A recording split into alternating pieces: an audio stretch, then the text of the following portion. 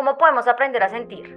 Ok, esta para mí es qué buena pregunta y lo primero que yo les diría es, permítanse sentir su cuerpo. Una de las cosas que nosotros hablamos tiene que ver con los canales de respuesta y uno de ellos es todo lo fisiológico del cuerpo, que es lo primero que aparece cuando hay una emoción. Un nudo en la garganta cuando tengo tristeza o tengo ganas de llorar, una temperatura, ¿no?, que se sube cuando tengo mucha rabia y unas ganas de pegar o de gritar cuando se sube la rabia, un vacío en el estómago cuando hay ansiedad. Entonces yo lo primero que les diría es sientan el cuerpo. Explícanos qué es la ansiedad. Es una emoción. Yo creo que es clave decirlo, aunque sabemos que estamos hablando de emociones, pero es que sí se usa mucho esta expresión de no, estoy sufriendo de ansiedad, y es como si la ansiedad fuera algo de lo que tú sufres y que solo algunos tienen. Entonces, quiero hacer esa aclaración y es una emoción que sentimos todos y que como las otras tiene una función muy importante y como decía Caro es señalarnos que algo importante para nosotros va a pasar en el futuro y que debemos prepararnos. ¿Sabes quién eres? ¿Dónde estás? ¿Y por qué estás donde estás? Hola, mi nombre es Angie Pérez, bienvenido a Descomplícate Podcast y aquí hablaremos sobre temas de la vida. Hola, bienvenidos a un nuevo episodio de Descomplícate. Hoy tengo de invitadas a dos psicólogas, somos tres psicólogas el día de hoy sobre la mesa. Y antes de empezar a introducirlas, les quiero hacer una pregunta. ¿Cuántos de ustedes han sentido que tienen un nudo en la garganta? Eso que quieren decir, que quieren compartir, eso que no entienden por qué, que la garganta les duele o algo les pasa ahí. Y es porque tienen emociones que seguramente no se han permitido sentir, no las entienden, no las conocen, cuál es su función, para qué vienen, para qué todo esto. Y para eso tengo mis dos invitadas, a Laura González y a Carolina Méndez, dos psicólogas clínicas que han hecho un trabajo increíble. Nos han escrito un libro hermoso del cual hoy nos van a hablar sobre lo que hay dentro de este libro. Bienvenidas a Descomplícate. Muchas Ay, qué gracias por rico. esta invitación. Qué rico poder estar acá conversando contigo y con Laura y además de nudos en la garganta que creo que todos hemos sentido. Totalmente, totalmente. Gracias por la invitación. Nos encanta estar acá y felices de hablar de nuestro libro, de nudos en la garganta y de todas las emociones, pues que al final todos sentimos todos los días. Bueno, vamos a empezar con lo más importante. ¿Cómo nace esta idea, Laura? Bueno, este es un libro, ya yo tomé la palabra. Esta es una idea que surge además de una manera más curiosa del mundo. Estábamos Laura y yo, además de ser colegas y psicólogas, somos amigas. Entonces, ya van a ser casi 3 años, creo, ¿verdad, Lau? Estábamos en una comida de amigas haciendo update de la vida. Y Laura me invita a ser parte de este gran proyecto. Ella ya tenía algunas cosas en la cabeza y me dice que si me le meto al camino, y yo no dudé un segundo en decirle que sí, y ahí arranca este proceso de construcción. Este es un libro que, como tú lo has dicho, se llama Un nudo en la garganta, pero pues le doy la palabra a Lauri para que nos cuente un poco más sobre ello. Sí, Laura, Claro, cuéntanos como qué pasaba por tu cabeza, o sea, qué veías, me imagino, como que eso nace una necesidad. ¿Qué necesidad viste tú con todos esos pacientes que atendías? exactamente. Mira que algo que de hecho hablamos mucho con Caro era dos cosas. La primera es muchos de los casos de las personas que llegan a consulta, pues a trabajar terapéuticamente con nosotros, em, llegan con mucha dificultad para manejar las emociones. ¿Por qué? Pues porque al final las emociones están muy presentes en nuestra vida, todos los días las sentimos, pero nadie nos ha enseñado cómo manejarlas. Entonces decíamos, bueno, está este tema como muy presente en nuestros consultantes, en las personas que llegan a trabajar con nosotros y como que está esta sensación de que hace falta material, hace falta lectura. Pasa que las personas me decían, ay, ¿tienes algo para leer de las emociones? Y yo, no había. ¿Tienes algún ejercicio que pueda hacer, como algo que pueda hacer entre sesiones? Bueno, eso no existía. Y desde ahí un poco nace esta idea de, bueno, hay que escribir sobre las emociones, un tema tan presente, pero del que poco se habla y que además es muy castigado en nuestra sociedad. Es decir, si uno se siente bien, está todo bien, pero si estás triste, si tienes rabia, si tienes ansiedad, hay algo que está mal contigo o tienes que hacer algo para estar mejor rápido. Entonces dijimos, pues eso es algo que se necesita, es algo que no existe y que queremos que llegue a la mayor cantidad de personas posible. Eso que tú dices es muy cierto porque al final yo creo que lo que uno hace como terapeuta es empezar a sacar todas esas emociones que están reprimidas, ¿no? Porque nunca nos han enseñado qué hacer con eso que sentimos y siempre es, no, pare, se haga, usted es fuerte, usted sí puede, o esas técnicas que a veces dicen como que esto es para que se te vaya rápido esa emoción, eso es para que, como técnicas rápidas para que no vuelvas a sentir, pero al final, pues naturalmente tenemos un sistema límbico, todo funciona para que nos permitamos sentir y al final toca enseñar y sacar todas las emociones. Ustedes en el libro de Un nudo en la garganta hablan de 7 emociones, ¿verdad? ¿Quieren empezar Es hablando por así, ahí? sí, sí, digamos que quiero dar una pequeña introducción como para que sepan qué se van a encontrar en Un nudo en la garganta, que además por acá lo tengo para que se antojen, ya lo iremos mostrando sobre todo porque es un libro muy ligero de leer, Angie. Digamos que parte de lo que nosotros queríamos, a pesar de que es un libro que está totalmente basado en evidencia y en la ciencia y en, pues como además en lo que hemos estudiado Laura y yo durante todos estos años, es que cualquier persona lo pueda leer porque está escrito en un lenguaje muy cotidiano y muy cercano.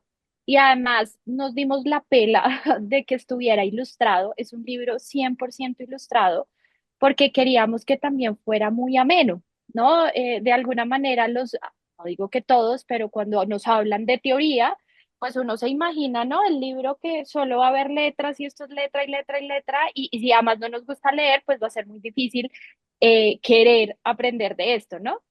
Entonces, lo que nosotros quisimos es que estuviera lleno de color para que sea mucho más ameno. Entonces, como tú dices, es un libro que va a tener una gran introducción en donde además les explicamos eh, qué es sentir, por qué deben ser aliadas y no enemigas, un poco lo que tú nos decías, nos han dicho que tenemos que dejar de sentir, ¿no? Acá nosotros les decimos todo lo contrario, hay que sentir todo, el tema es aprender a sentir, ¿no? Atrevernos a sentir y saber qué hacer cuando sentimos eso, qué hacer, ¿no?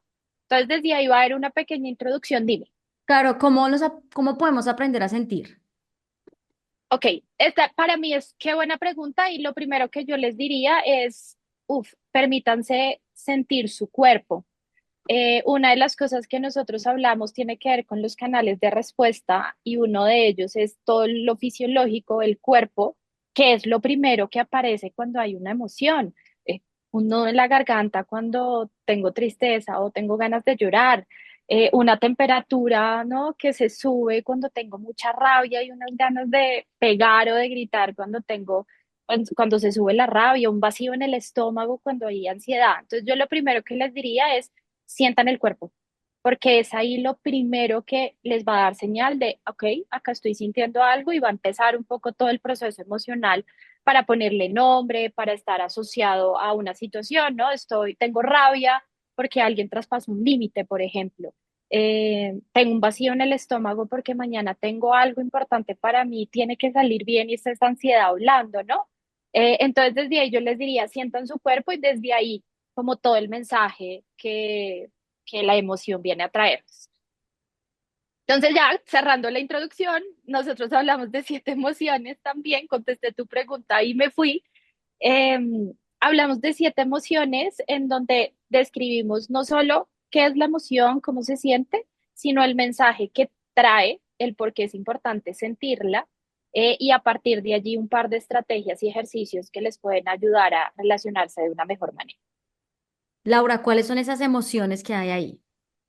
Bueno, entonces las emociones que tenemos son 4 emociones que no son tan agradables, que no son placenteras. Está la ansiedad, está el miedo, la rabia y la tristeza.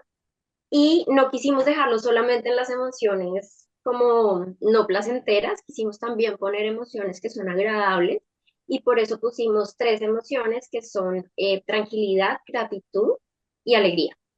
Entonces hacemos un recorrido pues por cada una de estas emociones.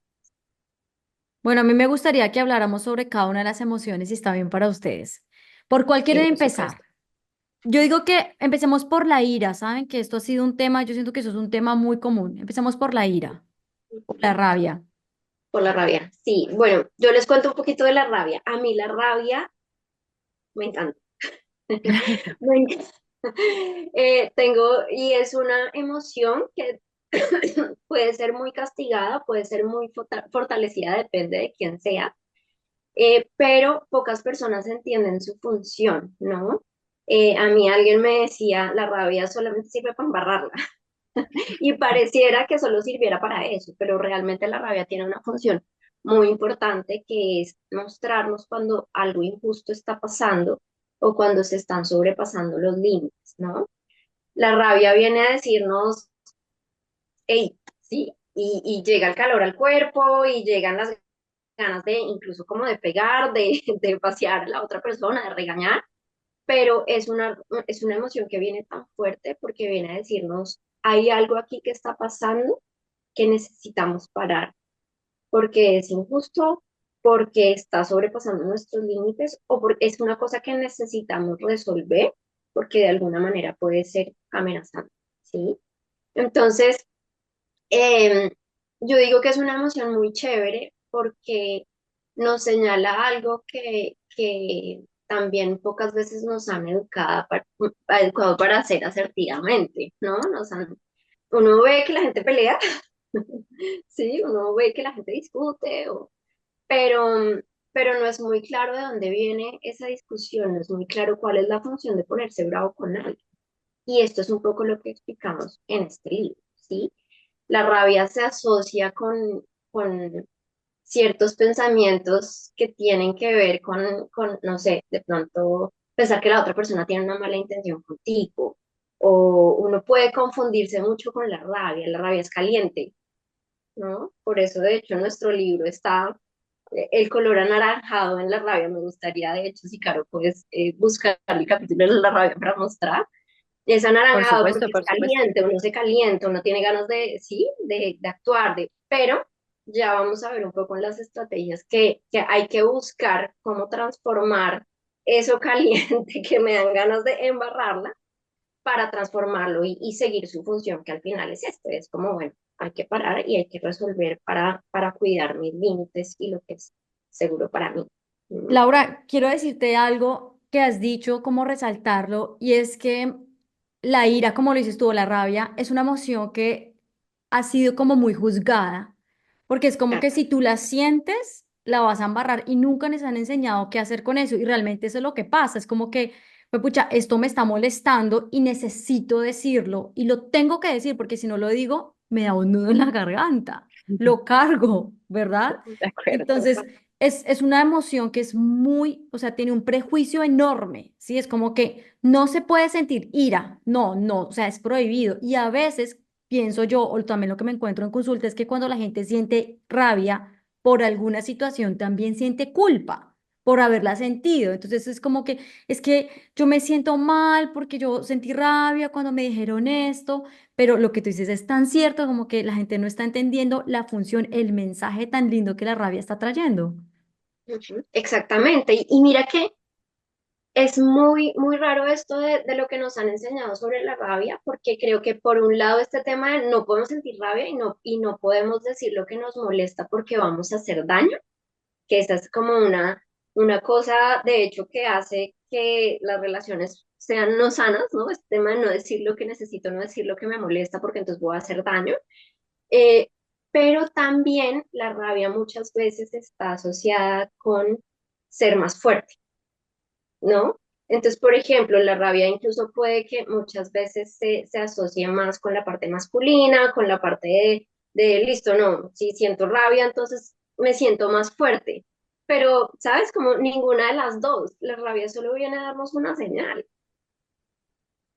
Y una señal que lo que tenemos que hacer es aprender la manera de bajar este calor interno, bajar este impulso de decir las cosas como se me vienen, esperar a que baje un poquito la emoción para poder pensar claramente y encontrar las palabras para expresar de la manera más clara y específica qué me molesta, qué necesito que tú hagas, ¿sí? ¿Qué puedo hacer yo por esta situación?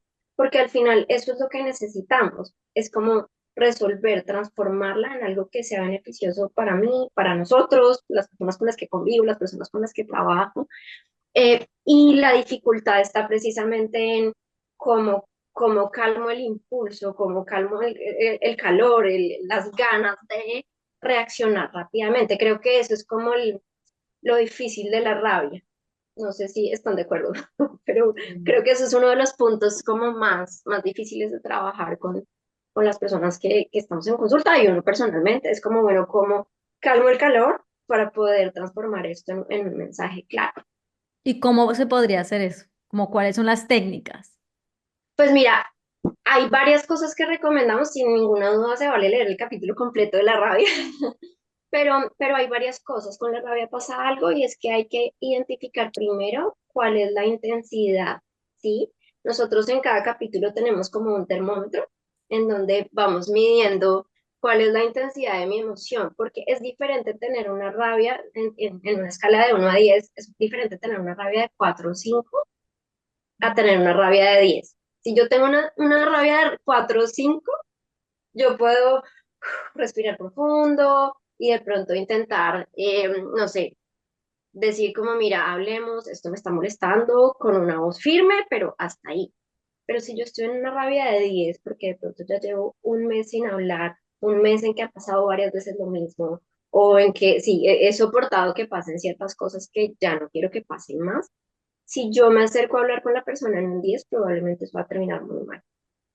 Entonces, ¿qué necesitamos hacer? Cosas chiquitas que puedo mencionar acá. Darnos un espacio para que la emoción baje. Todas las emociones tienen un inicio, un pico y luego un final.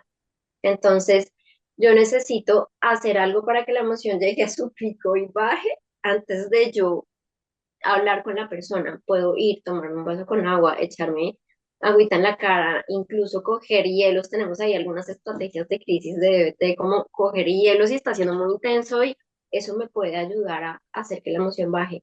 Llamar a alguien a conversar antes de hablar las cosas, escribir, esperar a que la emoción baje es clave para poder enfriarnos y dar el mensaje más claramente, más asertivamente. Y otra cosa súper chiquita es pensar en el yo del futuro. ¿Sí? Si digo esto de la manera en la que quiero decirlo, ¿cómo van a estar las cosas en el futuro? ¿Mejor o peor? Si voy y le digo tal lo que se me está pasando por la cabeza, ¿esto va a ser bueno para la relación? ¿Esto va a ser bueno para este proyecto, para lo que sea? Y si la respuesta es no, entonces espera. Espérate a que lo que tengas que decir no sea algo que peore las cosas. Eso sería como un par de cositas que te diría que pueden ayudar a gestionar la rabia. Me encanta que hayamos empezado por esta emoción porque yo sé que muchas personas se sienten identificadas y más que esta es una emoción que yo puedo decir que casi una vez al día uno la siente. O sea, por cualquier cosa, porque voy tarde, porque me dio mal genio que no llegó el Uber, porque me dio rabia que no me contestaran, porque me dio rabia. O sea, es una emoción que siempre se está sintiendo y varias veces al día, puedo decir yo. Caro, hablemos del miedo. Bueno, yo creo que acá en el libro cada una tiene sus emociones favoritas y sin duda alguna el miedo es una de mis emociones favoritas. No solo porque cuando lo estábamos escribiendo, creo que fue en unos de los que me inspiré de una manera divina. Mm. Eh, para mí el miedo tiene una función divina que además no nos han enseñado porque el miedo da miedo, ¿sabes? A nosotros nos han dicho desde chiquitos, no sienta miedo, eso es de débiles, ¿no? Esto no es para tanto porque siente miedo, como que no lo han cuestionado, como con la rabia nos cuestionan porque uno se siente culpable porque la embarró o porque está destinado a embarrarla. Con el miedo hay miedo a sentirla porque uno se puede llegar a sentir débil o es lo que nos han dicho a lo largo de la vida, ¿no? Y yo siempre les digo a mis pacientes y ahorita escribiendo este libro es, no hay nada más lindo que sentir miedo porque además la función del miedo tiene que ver con protección. Además, es una de las emociones más primitivas que tiene el ser humano porque nos han dicho, hay un riesgo, cuidado, protégete y ve a un lugar seguro.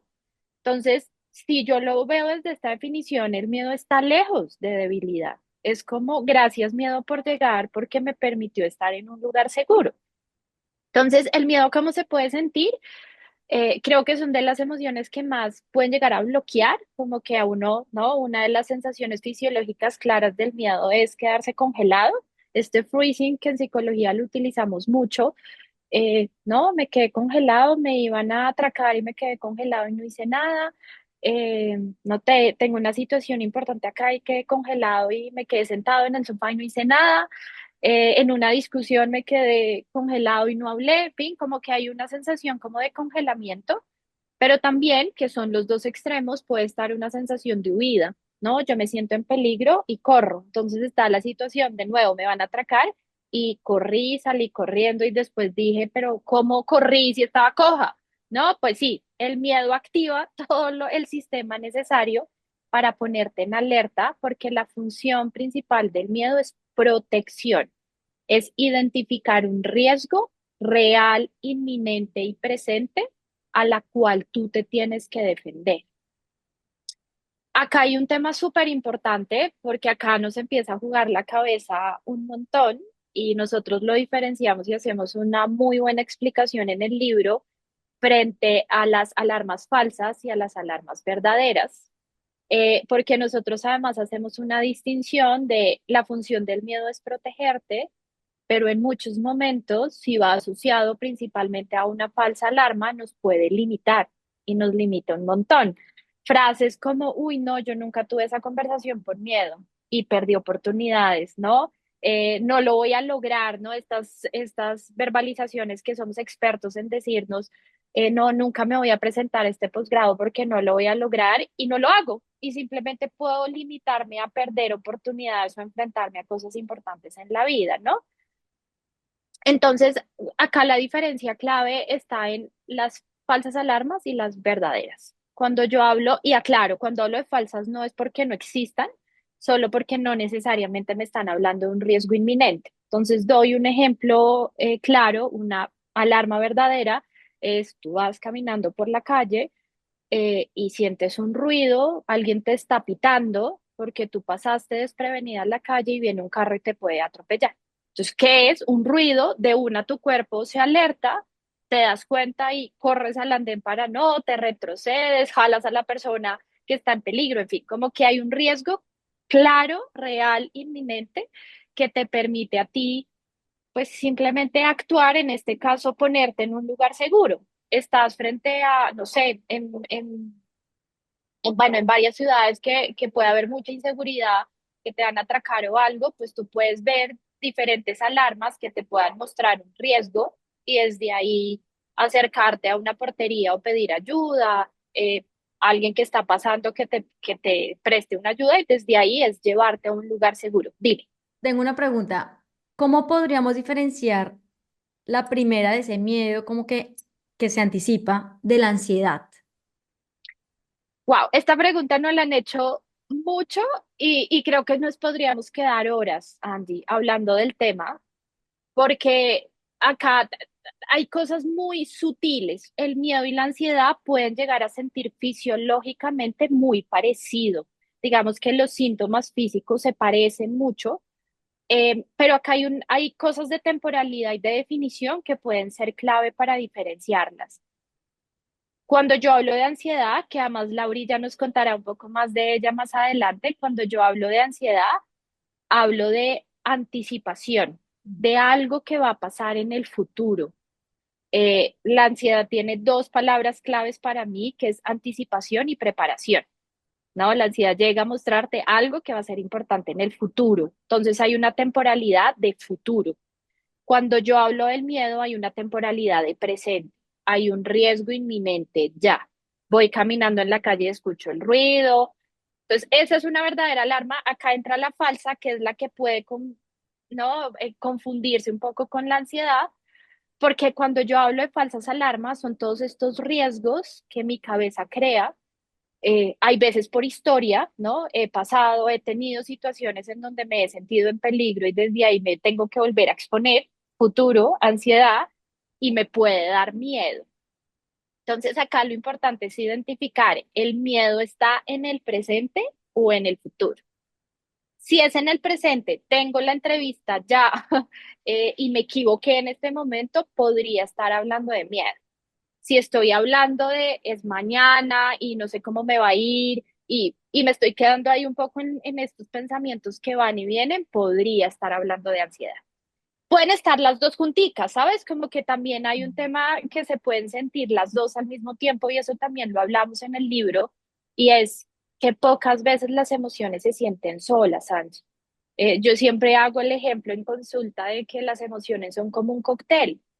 Pocas veces yo me tomo el solo un sorbo de ansiedad, ¿no? Yo me tomo un gran cóctel de ansiedad, miedo, rabia, ¿no? Y pueden estar culpa, frustración, en fin, pueden haber muchas emociones en el lugar. Lo importante es empezar a identificar cuál es la primera para ir gestionando una a una, porque además el reconocerlos nos va a permitir tener gestión. Me extendí un poco en la pregunta intentando llegar a las más falsas y No, verdaderas, pero me espero haber parece sido que, clara. me parece que está súper clara la explicación. Yo me acuerdo, Caro, yo no sé si tú te acuerdas o en el libro lo escribieron que una emoción de esas que son, yo las considero como primarias, como la ira, el miedo, la alegría, son muy, como que suben y bajan muy rápido, ¿no? Fisiológicamente hablando, creo que duran 30 a 45 segundos, si no estoy mal. Duran máximo un minuto, por decirlo así, ¿sí? Ya no me acuerdo, pero recuerdo que era algo así muy rápido. Y lo que hace que mantenga la emoción es como ese pensamiento, ya bien sea que se anticipa, que se preocupa, bueno, ese pensamiento. ¿Qué me puedes decir de esto o qué me pueden decir de esto? Tal cual. Digamos que en la introducción hacemos un poco esta explicación en términos de las medidas. Cuando uno habla de emociones, habla de dos cosas particulares en términos de medida o intensidad, que es intensidad y duración. Y la clave de la gestión emocional es, uno, en términos de duración, las emociones tienen un inicio y un final. Las que las hacemos más cortas o más largas somos nosotros a partir de la no gestión. Entonces, en las emociones que nos cuestan, como la ansiedad, el miedo, la rabia, tendemos a alargarlas mucho más, un poco porque nos quedamos pensando, porque nos gestionamos, porque la luchamos, ¿no? No, no quiero llorar porque me siento triste, pues llora y siente la tristeza, porque así va a pasar más rápido, entre más la luches, más se va a alargar. Y en términos de intensidad, como lo hablaba Laura, que es la otra medida, es qué tan intenso es, ¿no? Qué tan fuerte puede llegar a ser, que esto también depende mucho de la estrategia. Las emociones primarias sí tienden la rabia, por ejemplo, tiende a subir muy rápido, como lo hablaba Laura ahorita. El miedo y la ansiedad tienen unos picos cuando se asocian con los pensamientos que pueden ser muy intensos, y es ahí donde a nosotros nos cuesta un montón salir de allí. Pero el saber que igual tiene un pico y que como pico baja, ¿sabes? Además, nosotros tenemos una gráfica, Lau, si no, la tienes por ahí. em, digamos que cómo debería ser el pico de la emoción y cómo lo hacemos nosotros cuando la luchamos, en donde el pico de la emoción es sube al lugar más intenso y baja rapidito, y cuando nosotros la- luchamos, ese sería el pico natural de una emoción, y cuando nosotros la luchamos, no gestionamos o algo, cómo puede extenderse mucho más. Entonces, acá el reto, por ejemplo, es mostrarles de si llega la ansiedad o si llega el miedo, la rabia o alguna de estas emociones, pues permítele que llegue y va a bajar, te lo aseguro que va a bajar. Es que además fisiológicamente no dura, eh, uno es el que la hace durar. Y otra cosa que quería hacer una claridad con lo que tú dijiste, tenía que ver con las primarias. Efectivamente, nosotros tenemos esperen el segundo tomo porque de esto viene más, pero sí, nosotros Me digamos que dice, arrancamos, ¿cómo? arrancamos con emociones primarias, pero de nuevo, acá nos faltan todas estas emociones compuestas, como por ejemplo la frustración, la nostalgia, en fin, bueno, hay muchas emociones que empiezan a hablar de que tienen un poquito de otro. Acá nos referimos principalmente a estas emociones primarias. Ok, rápidamente, técnicas que nos funcionen para gestionar la rabia. El miedo.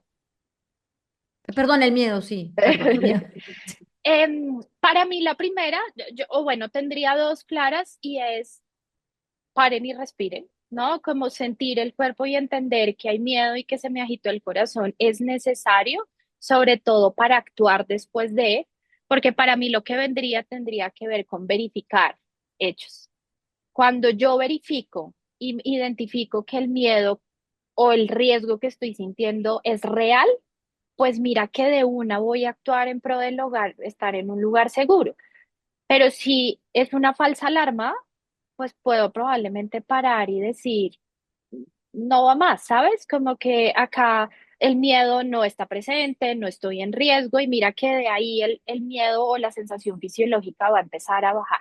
Entonces yo empezaría, que además acá lo pueden hacer, tenemos un ejercicio súper lindo en términos de escribir, los llevamos mucho a escribir en el libro, porque creo que parte del entender la emoción también es parar y decantar, oiga, mis riesgos son estos, son reales o no. Entonces, llevarlo a escribir, hablarlo con alguien, va a ser clave. Pero para mí lo más importante en el miedo es lograr verificar hechos, qué es real y qué no, porque eso me va a llevar a actuar en pro de protegerme o no. Y si no me tengo que proteger, pues no me voy a poner en un lugar de limitación, por ejemplo. Mm, gracias, Caro. Laura, pues como hablamos de la relación entre el miedo y la ansiedad, entonces explícanos qué es la ansiedad. Ujú. Claro, entonces, pues ya Caro habló un poquito de eso, pero pues para especificar un poco el tema de la ansiedad, bueno, es una emoción. Yo creo que es clave decirlo, aunque sabemos que estamos hablando de emociones, pero es que sí se usa mucho esta expresión de no, estoy sufriendo de ansiedad, y es como si la ansiedad fuera algo que, de lo que tú sufres y que solo algunos tienen. Entonces, quiero hacer esa aclaración y es una emoción que sentimos todos y que como las otras tiene una función muy importante, que como decía Caro, es señalarnos que algo importante para nosotros va a pasar en el futuro y que debemos prepararnos, ¿no? Entonces, claro, cuando las personas sienten ansiedad, esto se relaciona mucho con el estoy preocupado por la reunión que tengo la otra semana, estoy preocupado porque algo va a salir mal, tengo esta sensación de que yo no voy a poder manejar alguna situación, ¿sí? Pero al final lo que nos está diciendo la ansiedad no viene a decirnos que todo va a salir mal, aunque eso parece, viene a decirnos va a pasar algo importante y tenemos que prepararnos, ¿sí? Su función es movilizarnos para hacer lo que esté en nuestro control, para que eso que es importante para nosotros salga bien, ¿no? Entonces, ¿cuál es el problema o la dificultad con la ansiedad? El problema es que muchas veces cuando pensamos en esto que va a pasar en el futuro, nuestra cabeza, nuestra mente tiene la tendencia a pensar lo peor, ¿sí? Es una tendencia porque de hecho es algo que como especie nos ayuda a prepararnos, es decir, es útil que cuando yo piense en algo en el futuro, piense en los obstáculos o las posibles dificultades, porque es parte de lo que tengo que resolver o preparar, ¿sí? El problema es que cuando llega ese pensamiento de todo va a salir mal, ¿sí? O yo no voy a poder con esto, o me van a hacer la pregunta que no sé, o bueno, lo que sea, eh, el problema es creérmelo, ¿no? Entonces, si yo tengo la reunión mañana y si yo pienso, no, igual todo va a salir mal, me van a echar, yo qué sé, ¿sí? Entonces, ¿qué va a pasar? Voy a preparar la reunión, ¿sí? Me voy a poner muy nervioso, voy a llegar a la reunión ya pensando que me van a echar, que cómo puede salir una reunión pensando que sí, que me van a echar. Entonces, el problema de la ansiedad muchas veces tiene que ver con que nos creemos mucho los pensamientos que nos llegan como si fueran reales y no nos permitimos, por ejemplo, con lo que decía Caro, verificar los hechos, ¿sí? Y también revisar muy bien qué está en nuestro control para preparar y qué no está en nuestro control, ¿sí? Otro problema o dificultad con la ansiedad es que esta misma anticipación y la anticipación que le llamamos catastrófica, que es pensar que todo va a salir mal, muchas veces nos lleva a evitar, ¿sí? Como pensamos que todo va a salir mal, entonces mejor no hago. mejor pospongo o procrastino, que es una de las palabras que están de moda ahora. Entonces, mejor me pongo a hacer otra cosa, mejor, sí, o lo hago después, lo hago un día antes que ya me toque porque estoy de afán y entonces lo hago mal. Entonces, esas son como dos cosas como que pueden ser difíciles de la ansiedad, pero que al final, pues es una emoción que tiene una función como las otras. ¿Qué técnicas podríamos utilizar para gestionar nuestra ansiedad? No, te iba a hacer otra Entonces, pregunta, pero es que, como, ¿cuál es esa línea delgada entre ya la ansiedad normal y la ansiedad patológica? Pero no claro, sé si sería como una pregunta muy extensa. no, no, pues la podemos revisar como de una manera rápida. Yo creo que hay señales. Si tú estás dejando de responder a cosas que son importantes o demandas importantes para tu vida, porque esta ansiedad no te está dejando hacer las cosas, ¿sí? Si estás teniendo estos pensamientos catastróficos y estás dejando de hacer lo que tienes que hacer, pues probablemente es el momento de buscar ayuda, ¿sí? Si tienes ansiedad y las sensaciones físicas son muy intensas y sientes que no puedes parar tu cabeza y como que esto te lleva a estados donde la emoción es muy, muy intensa y te está pasando muy frecuentemente, pues probablemente es hora de buscar ayuda, ¿sí? Pero sobre todo tiene que ver con la intensidad de la emoción, con el no saber muy bien manejar los pensamientos y con que esto esté afectando áreas importantes de tu vida, ya sea la laboral, la académica o que estés dejando ir a cosas familiares o a cosas sociales porque te da mucha ansiedad y entonces no has o no haces, eso es como una señal de alarma, ¿sí? Y para responder tu otra pregunta, la de las estrategias, eh, cosas clave. Una, lo que decía Caro, verificar los hechos, ¿sí? Tu cabeza te va a decir todo lo que va a salir mal. Tú puedes utilizar eso para preparar, ¿sí? Entonces, ok, de todo eso que puede salir mal, ¿qué puedo controlar? ¿Sí? ¿Cómo te puedes preparar para que eso salga de la mejor manera posible? Esto sería una cosa. La segunda cosa es, de todo eso que siento que va a pasar, ¿qué está pasando realmente? ¿Está pasando en este momento que te echaron? ¿No? Solo está pasando que hay una reunión, ¿sí? Y también de eso es como verificar, ok, hay una opción es que salga mal, pero ¿qué otras opciones hay? Está la opción de que te den unas preguntas y algunas las respondas y otras no.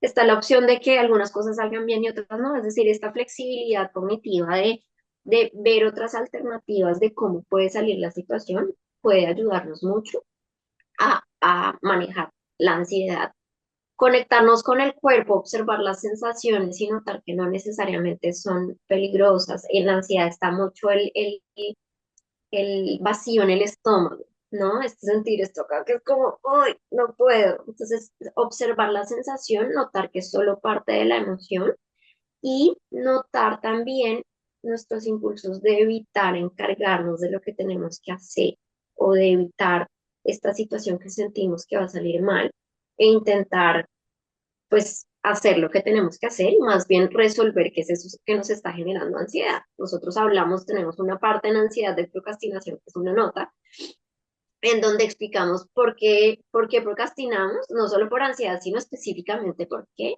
y cómo podemos resolver esto que nos está generando ansiedad. Entonces, es algo muy difícil, o no sé cómo hacerlo, o no sé cómo pedir ayuda. Entonces, porque al final, de nuevo, hay algo que hay que resolver siempre con la emoción, o casi siempre, no siempre, pero hay algo que resolver, ¿sí?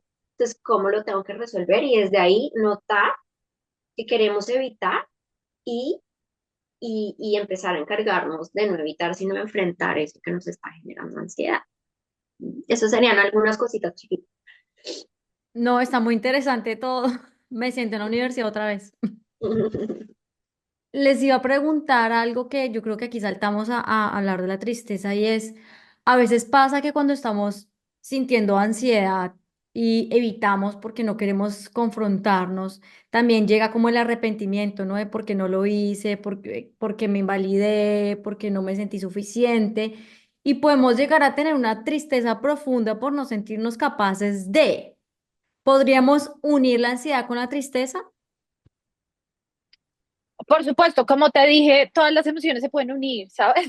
Yo puedo sentir rabia y luego tristeza, tristeza y luego rabia, ansiedad, ¿sabes? Como que yo quisiera como que las personas que nos van a escuchar y que nos están viendo es sentir significa una gran experiencia en donde van a ver muchas cosas que se sienten al mismo tiempo y eso no es malo.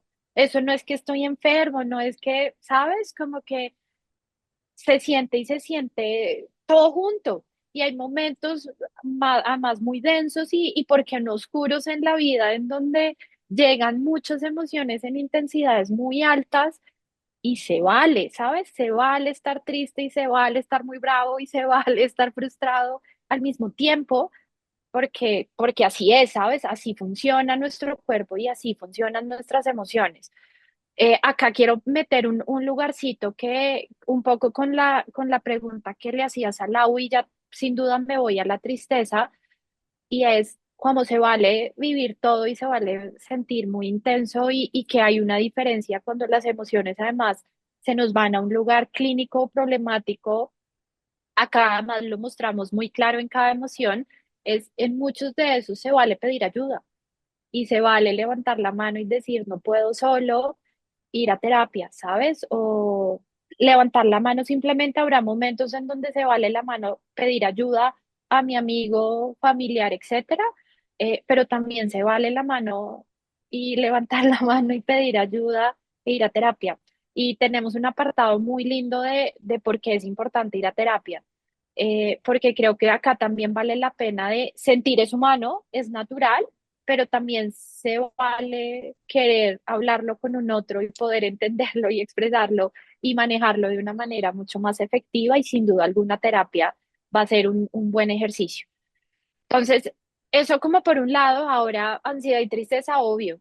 La tristeza para mí es una emoción pesada, ¿sabes? Como desde el humano digo que la tristeza se siente muy pesada y muchas veces creo que, me atrevo a decirlo desde mi lugar muy humano, creo que es de las emociones que más lucho.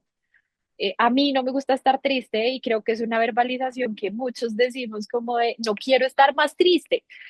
Y la ilustración de la tristeza me encanta porque es literal, uno se siente así como pesado. Yo siempre hago una analogía clarísima con Inside Out, el personaje de tristeza intensamente, que realmente logran personificarlo muy bien porque es así, uno se siente pesado, como que la energía baja, pero eso no es de gratis, ¿sabes? La tristeza llega a mostrarnos algo y es a decir que paremos porque estoy perdiendo algo o voy a perder algo que es importante para mí en la vida, ya sea por una pérdida de trabajo, una muerte, pérdida de una relación o porque va a haber un cambio significativo en mi vida que va a traer pequeñas pérdidas. Y eso es como, uff, ¿de verdad? Y es ahí donde se siente ese nudo en la garganta muy intenso, en donde muchas veces lo lleva a uno a ahogarse. Porque probablemente también culturalmente cuando hablamos de tristeza hay verbalizaciones de no llores, no es para tanto. No, llorar no es de hombres o llorar no es de fuertes. Y acá, además, hay una parte en el libro que simplemente les decimos paren y lloren, porque muchas veces la tristeza lo único que necesita es parar y llorar, o parar y tomar un cafecito, un tecito o algo caliente y ponerse su mantica preferida y parar. Porque si además yo me estoy enfrentando, bueno, yo en el libro está más lindo, yo lo dije más escuetamente, pero literal, paren y permiten que salga, porque si además estoy hablando de pérdida, Angie, pues es simplemente tengo que parar y permitirme soltar, soltar una relación, soltar un trabajo importante, soltar una persona, soltar una mascota, ¿sabes? Y yo creo que en la vida pocas veces nos han enseñado a soltar. Entonces, permitirse la tristeza para mí va de la mano a permitirnos soltar. Y se siente muy pesado, como te digo, porque la energía física baja.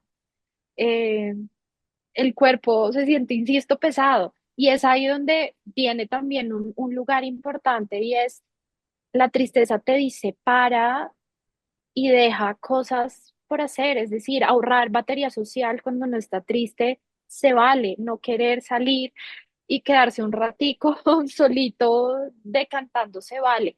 Obviamente cuando eso en frecuencia y en duración extiende, pues estaríamos hablando de un problema clínico relevante y hacemos la claridad y la diferencia en el libro muy claro, pero que querer quedarse, termina una relación y querer quedarse en la casa un ratico con un té y llorar, se vale. Se vale estar solo, se vale llorar, se vale estar triste y sentir que uno no puede. Si yo me estoy enfrentando, además tengan como que síganme en, estoy perdiendo algo que es valioso en mi vida. Entonces acá la tristeza te está diciendo, sigue tu vida y adáptate a seguir sin eso que es valioso para ti. Entonces esto es que hoy perdí algo y mañana igual me tengo que levantar y adaptarme a seguir la vida sin esa persona, sin ese trabajo, sin esa relación, sin esa mascota. Entonces acá me parece clave como de la tristeza, a pesar de sentirse muy pesada, y me atrevo a decir que es una de las que más luchamos. Acá para mí el mensaje es: permítete sentirla porque es la que te va a permitir adaptarte a seguir esa vida sin eso que perdiste Y soltar lo que ya dijiste y antes. soltar, tal cual. No, es que ya te iba a preguntar qué función tiene, pero ya lo dijiste. Caro, ya lo dijiste, yo lo entiendo porque también soy psicoterapeuta, pero rápidamente, así muy corto, la diferencia entre la tristeza profunda y la depresión.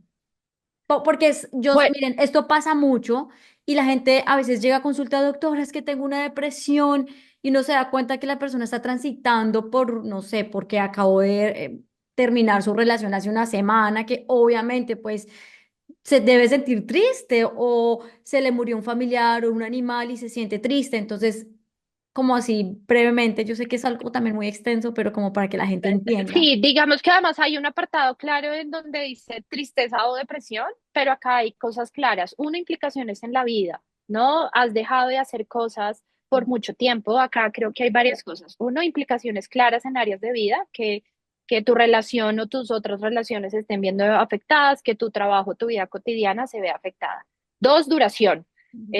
La tristeza, como todo lo hemos dicho, tiene un inicio y un final como emoción humana, pero pues si ya está muy extensa y hago cosas y no me funciona, pues sin duda será otro síntoma que me pueda hablar de depresión. Intensidad, que también lo hemos hablado, se vale y hay momentos en donde la situación me puede llevar a tener intensidades muy altas de tristeza, pero la intensidad alta va a bajar un poco con el pico que les mostramos hace un momento. Entonces, si estoy ahí y hago cosas y sigue siendo muy intensa, pues también será un tema importante a revisar.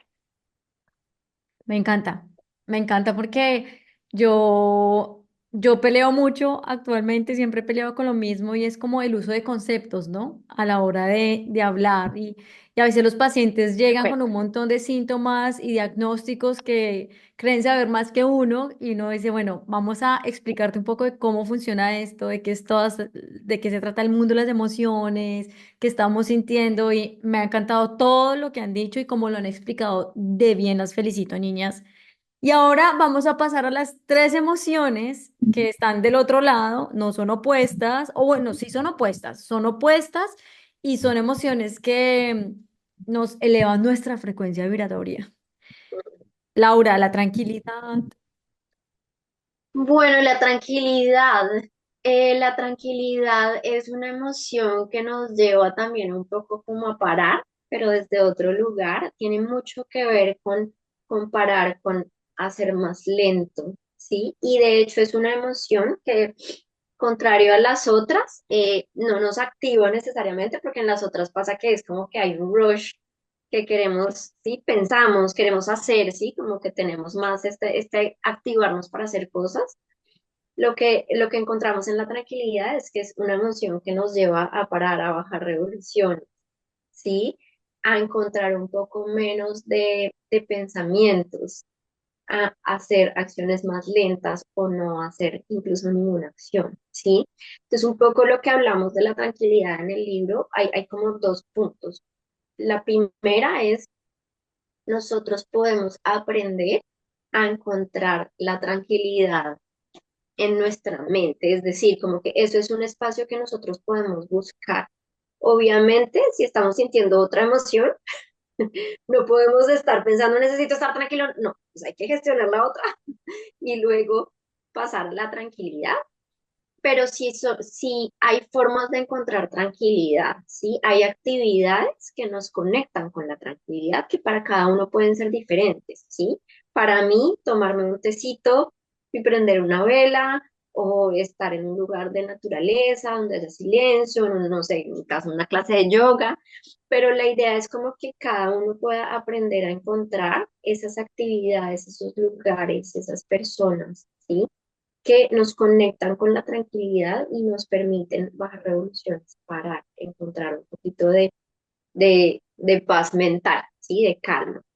Y otra cosa que hablamos mucho en el libro es, en estas tres emociones, es cómo saboteamos nuestra tranquilidad, ¿no? Porque a veces la tranquilidad la podemos confundir con estar aburridos o incluso nos puede llevar a sentirnos aburridos porque nos cuesta parar, ¿sí?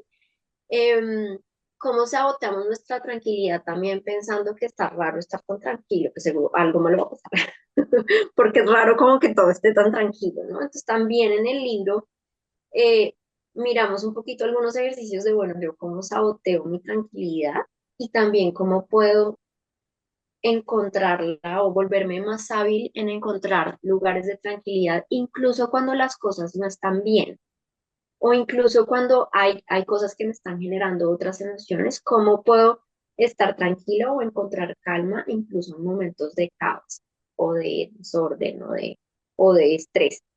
Esas son como algunas cosas que mencionamos con respecto a la tranquilidad. ¿Y cómo podríamos encontrar la tranquilidad en momentos de estrés?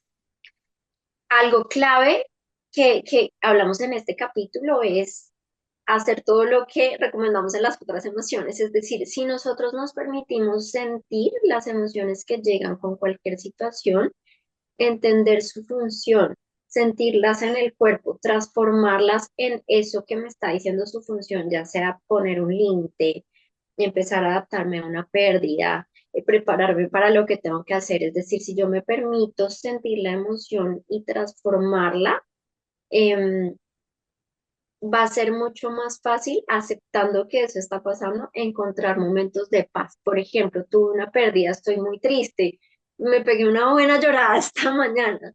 Yo puedo elegir pegarme la llorada y listo, bañarme, arreglarme y bueno, vamos con el día, de pronto va a estar triste, de pronto va a ser difícil, de pronto va a extrañar, pero bueno, vamos con la tristeza. Es más fácil que yo encuentre en ese lugar un lugar de calma y de paz y de tranquilidad, así sea de 2 minutos, de 5 minutos, que si yo me pego la llorada y estoy estresado porque estoy triste y porque no tengo tanta energía y porque no me puedo concentrar y porque extraño tanto a esta persona, ¿sí? Entonces, mucho de lo que nos va a ayudar a encontrar tranquilidad tiene que ver con permitirnos aceptar y sentir las otras emociones cuando aparecen. Eso sería una de las claves. Y la otra, identificar esas actividades que me conectan con el parar, con el parar la cabeza, con el centrarme en algo específico. Esas serían como las recomendaciones que podríamos ver con respecto a la tranquilidad. Bueno, Carolina me conoce, yo era una mujer muy acelerada, muy alborotada, muy... Y cuando llegué aquí a Suiza, a un país tan tranquilo, todo lo que tú dijiste, Laura, me pasó. O sea, me aburría, yo decía, pero ¿qué es esto? Yo no puedo lograr la tranquilidad aquí, esto tan silencioso, aquí no pasa nada, aquí no roban, aquí nada, o sea, esto es como yo como, y de verdad era como conflictivo para mí, como yo logro estar en esta tranquilidad, ¿verdad? Y ahora me cuesta ir a Colombia porque ahora tiene mucha actividad, ¿no? Lo opuesto, pero me identifico mucho con todo lo que dijiste, Laura. Caro. Mi alegría, mi emoción favorita, la alegría. Ay, a mí también me encanta y quiero arrancar hablando de la alegría desde una analogía que además también utilizo mucho y es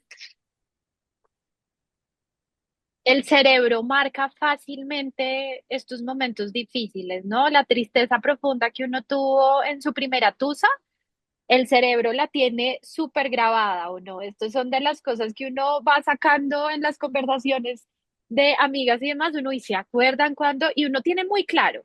esos momentos, porque igual pues hace parte un poco de esos momentos claves que el cerebro empieza a marcar. La alegría tiene una función que me parece divina y es ponerle Sharpie a las cosas lindas de la vida. La alegría viene con una connotación de celebración que no necesariamente la tenemos clara, y no solo celebrar lo grande, sino también celebrar las pequeñas cosas.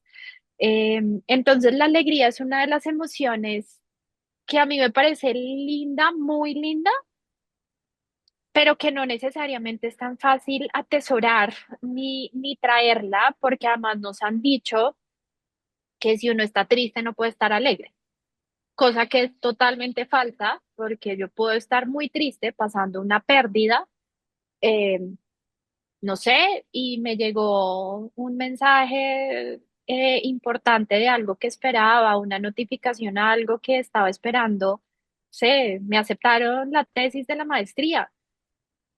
Pues eso va a ser un lugar de, ¡yay! ¡Qué rico!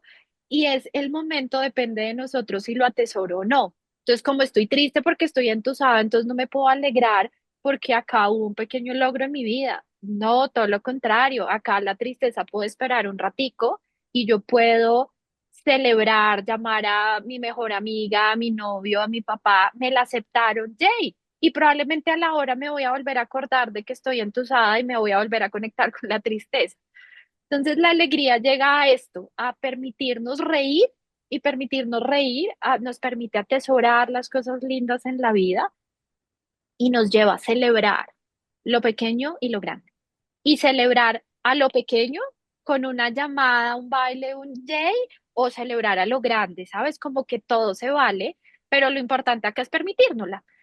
Como en las otras emociones les hemos dicho mucho del espacio, a la alegría parte del reto es darle espacio y permitirla, porque o no me la permito porque estoy viviendo otra emoción, por ejemplo, o porque es muy chiquito y creo que no es tan importante, no, sí es importante y hay que celebrarlo, o porque hay alguien cercano a mí que la está pasando mal, entonces no puedo estar alegre.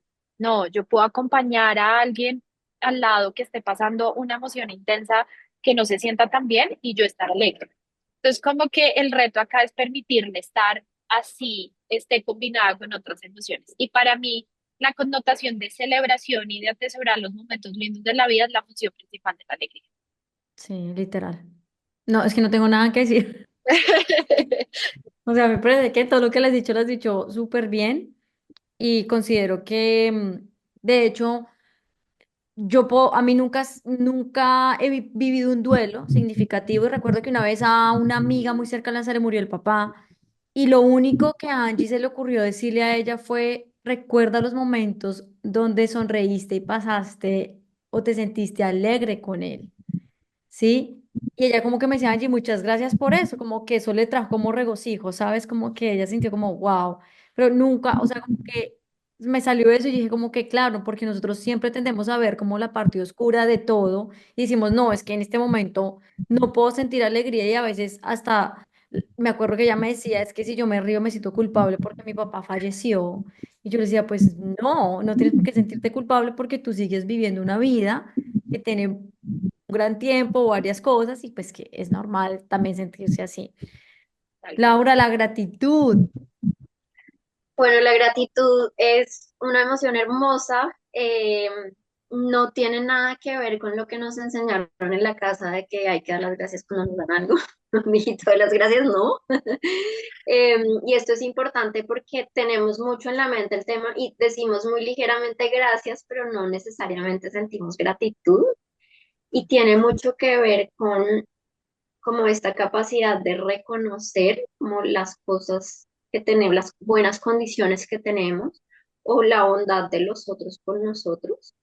Ser capacidad de reconocerla, de mencionarla, de incluso de devolverla, también sin sabotear, ¿no? Entonces, em, de nuevo, también hablamos de sentir gratitud por las cosas grandes, pero también por las cosas chiquitas, ¿sí? Y cómo nos cambia la mente cuando sentimos gratitud, ¿sí? Tenemos la tendencia de ver más lo que nos falta que lo que tenemos, y un poco este capítulo lo que nos lleva es a permitirnos reconocer Bueno, en cada día, ¿qué cosas tienes? ¿Sí? ¿Qué das por sentado, por ejemplo? ¿Qué cosas pasan en tu día a día que das por sentado? Y es como, ah, no, sí. ¿Qué pasaría si tú reconocieras el valor de esas cosas para que tu vida sea de esta manera? ¿Y qué pasaría si lo mencionaras? Tu mente cambia, ¿sí? Es una emoción bonita de sentir. No sé si les pasa a ustedes, pero este lugar en donde, no sé, alguien fue súper bondadoso o nos ayudó con algo, gente que necesitábamos y me pasó esta semana que una persona que ni conocía me ayudó con algo muy importante y yo solo podía sentir como esto, como de, me dan ganas de abrazar a la señora, como de verdad, como gracias por esto, es como, es una sensación muy bonita como acá en el pecho. Y si nosotros aprendiéramos como a conectarnos más con este lugar, pues nuestra vida y nuestros días cambiarían mucho porque realmente estamos más reconociendo las cosas que están. Esto no quiere decir que no sintamos los duelos, esto no quiere decir que no reconozcamos de pronto cosas que nos hacen falta, pero sí nos cambia mucho el día a día si aprendemos a conectarnos con la gratitud. Y eso es como la ola hoy en día en el mundo espiritual, es el agradecimiento, ¿no? Agradece y yo sí puedo decir que eso cambia la vibración energética del cuerpo, del pensamiento, de todo. Para terminar este episodio, Caro, un mensaje que le quisieras mandar a las personas. Yo quisiera decirles que se atrevan a sentir que no es malo. Nuestras emociones son unas grandes aliadas y vienen a ayudarnos a vivir y a tener una vida mucho más sana, y entenderlas simplemente nos va a permitir transitarlas. Entonces, para mí es que nos atrevamos a sentir. Y tú, Laura, un mensaje. Sí, a ver, yo aparte de ese de Caro, que es el clave, es no te des duro por sentir, por no entender, por estar en proceso de entender qué es lo que te está diciendo la emoción, porque aunque hemos hablado de las funciones y hacen mucho sentido, ya cuando las estamos sintiendo, a veces no es tan claro. Entonces, como el primer paso para atreverse a sentir es la gentileza. Entonces, necesitas gentileza para poder entrar en este camino de sentir. Con cada uno, ¿no? O sea, ser gentil con... Claro, con cada uno, con los demás también, pero sobre todo contigo en el momento de sentir. Bueno, amigos y amigas que nos están escuchando o viendo, aquí tienen este libro maravilloso, Un nudo en la garganta, escrito por Carolina Méndez y Laura González, dos psicólogas que se han unido para traer este gran y hermoso mensaje que necesitamos ver, leer, sentir, para poder soltar y liberarnos de tantas cosas que guardamos dentro de nosotros. Muchísimas gracias por entregarle este mensaje al mundo. Muchísimas gracias por compartir su conocimiento y su sabiduría. Y ojalá y de todo el corazón les mando toda la buena energía para que este mensaje se riegue por todo el mundo, para que todas las personas que hablan español lo puedan ver, escuchar y sentir para que se puedan liberar. Porque de verdad que personas como ustedes necesitamos muchísimas en este mundo. Gracias a todos por escucharnos. Ah, las redes. Carolina, ¿dónde te encuentran? Si necesitan una No, cita o el libro. antes, gracias por invitarnos. Para nosotros es un placer no solo llevarle este mensaje a todos, sino poder conversar de esto que creo que cada vez necesitamos más. ¿Dónde nos pueden encontrar? Estamos en Instagram y en Facebook como @desenredémonos, que además van a entender el por qué desenredémonos, porque vamos a desenredar este nudo en la garganta. También pueden conseguir el libro por redes, pero también pueden entrar a nuestra página web que es www.desenredémonos.com, que ahí encontrarán todo lo relacionado al libro. Y también pueden entrar a buscarlo en Amazon y en Busca Libre, que son pues dos buscadores importantes en términos de libros. Entonces, si lo quieren, si quieren hablar con nosotras, por allí podemos estar. A Laura también, sí, las dos. Sí, digamos que es una cuenta compartida en donde estamos hablando las dos todo el tiempo, entonces ahí nos pueden conseguir ambas. Bueno, muchísimas gracias a todos por escucharnos. Si han pensado en alguien mientras han escuchado este episodio, por favor, no duden en compartírselo, porque quizás esa persona está transitando por un momento importante y necesita escuchar este mensaje. Les mando un abrazo y nos vemos en la próxima. Chao.